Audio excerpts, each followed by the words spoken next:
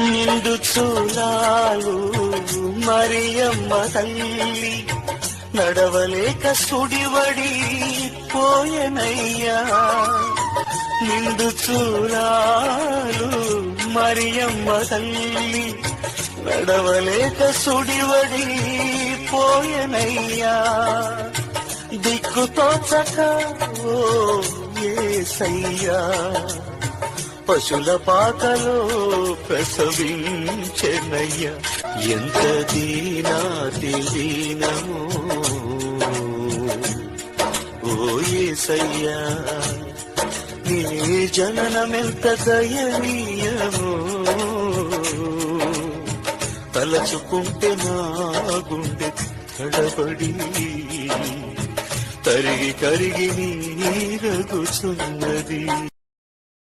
Download ShareChat.